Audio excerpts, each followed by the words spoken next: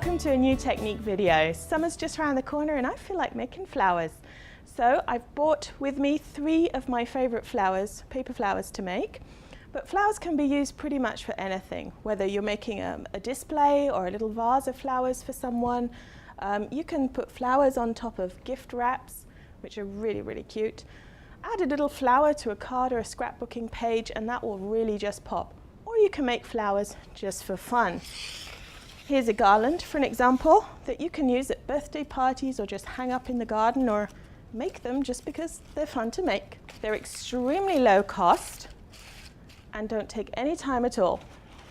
What are we going to make them out of? Well, we're going to use scrap paper, brown paper, and the best thing is it comes for free, usually, when you have a Stampin' Up box delivered to your door because it's stuffed with paper to add volume to the box, and there's just tons of it. It's also perforated, so a little goes a really long way. In this case, I'm just going to take 2 strips of it. So I'm just going to take out the perforation here. I only need half of it. But, I mean, you can do this with normal brown paper. You can do it with lunch bags or any pretty much scrap paper that you've got lying around. So we've got a piece of brown paper, folded in 2, folded it in half again, and get rid of the folded edges. So all you need is a big pair of scissors. So we're just going to make 4 equal triangles, or roughly equal triangles. They don't have to be exact, just by cutting off the edges here. Just moving that down there. Then the fun bit comes, get rid of the waste, and then we're going to fan it up. So we're going to make a little fan out of it, starting from the short side all the way down the length. And I should say just about a finger wide. And then just flip it over and sort of concertina it all the way down to the edge. And that can be thinner folds, thicker folds. You're going to find out what you like most. Kind of straighten it up if you can. Moving down. And then when you get to the end, just one more here. When you get to the end, we're just going to tie a really lovely piece of bright ribbon. You could use wire, you could use linen thread, anything that'll just hold it together in the middle. I've got some lovely primrose petal satin ribbon here, because you will be able to see it a little bit in the middle. Cut that down, the size. Again, it doesn't have to be totally accurate. And then the fun starts. You can decide whether you want your petals to be spiky or rounded. You take your scissors and take the ends into the desired shape. So a big pair of heavy-duty scissors. I'm just going to round off the corners here, and then just sort of give it a little haircut afterwards, just in case 1 or 2 have escaped. A little rounded edge there. Again, it does not have to be exact. There we go, around the corner here.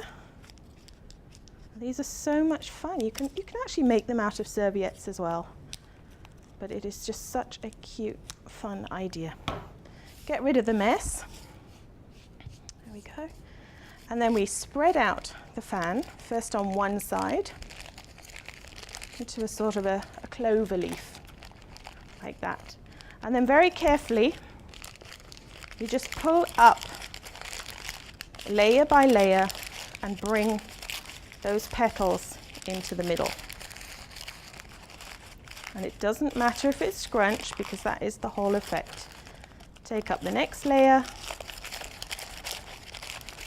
Start quite at the base. If it rips, it rips. If it doesn't, that's fine too. Pull up the last layer. You can use 20 layers if you've got the patience for it. Bring it up, bring it up, bring it up. And there already you're going to see that half a flower has already come to shape. And then you would repeat that on the other side and bring those flowers, or bring that flower to life and bring it forward. And then you end up with literally one of these, and you can scrunch them to make them smaller or spread them out to make them bigger. And the fun thing is, right in the center, you've got just that little splash of ribbon that just gives it all a bit of a color. You could also spray these. You could get a stamping spritzer and some ink and you know, go to town on it. Really, really fun to make. So cheap. The kids will love helping you too. So that's my first project.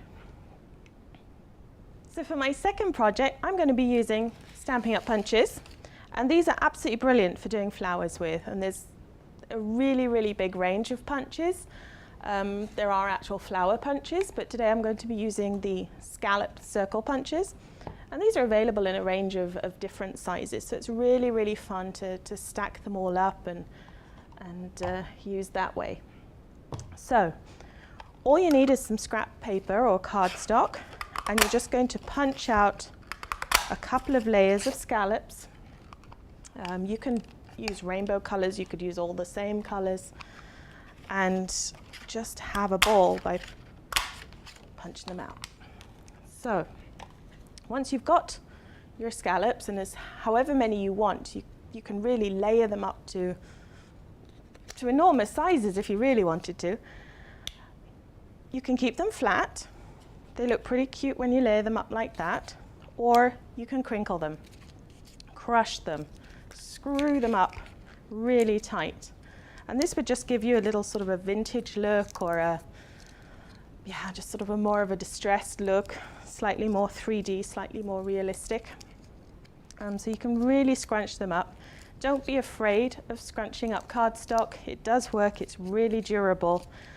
And the more you scrunch it up, the fibers break, and so the paper becomes a lot softer.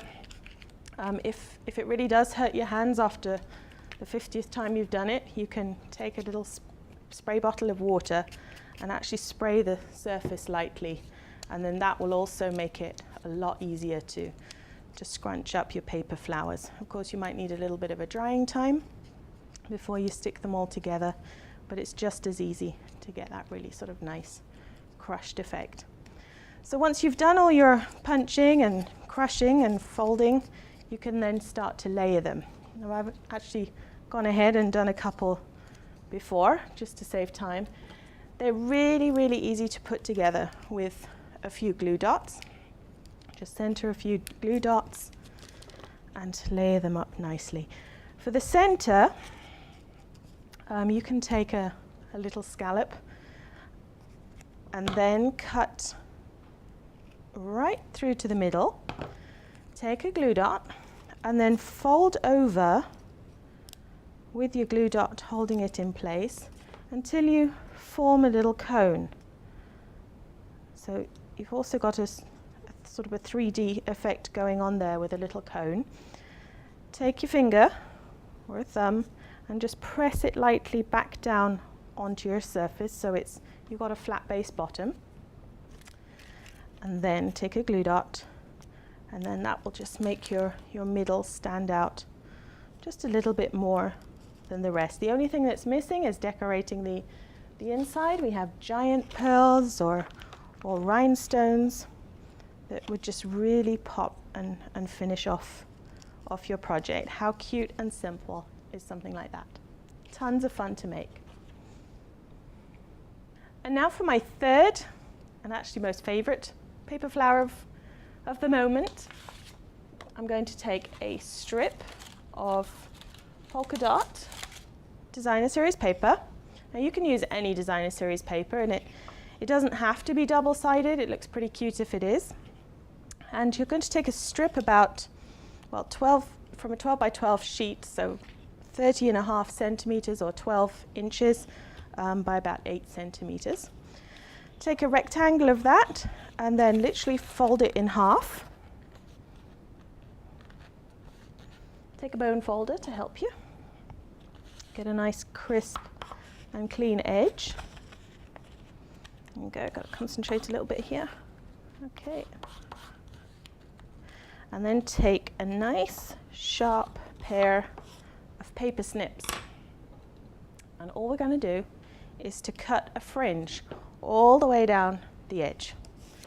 So it's as easy as doing this. Now that could take ages. You can do it really, really finely. You can make the distance a little bit larger, but keep going until, here's your time saver, until it looks like this. So this is fringed all the way down on the fold. You can see here it sort of pops up a bit like a child's paper lantern. And then the fun starts. You just take one end and you just start to roll. And roll in a sort of a spiral. It comes down and comes down. And the more spirally it gets, the more the paper that you push down, it begins to form these sort of multi-layered little petals. And here you get a gorgeous sort of elongated flower. And really, if they're in two-tone, I'll show you the display one in a minute, they look ever so cute. And you can stick these on chopsticks or the sticks that come from flower shops, and then just sort of adhere them to the sticks with florist tape or something similar. And they make a really nice little fluffy bud or flower, just like that. Here's one that we've done in two-tone colors. So a little bit thicker, slightly spirally, and just isn't that fun as a different kind of a flower arrangement. So I could just really imagine a spray of those elongated flowers on the top of a gift box or something. Flowers are just so much fun to make, whether by yourself or with a group of friends or with the kids on a Saturday morning, whatever. So if you would like more information about how to make different kinds of flowers or about Stampin' Up product or about Stampin' Up in general, then contact your local demonstrator.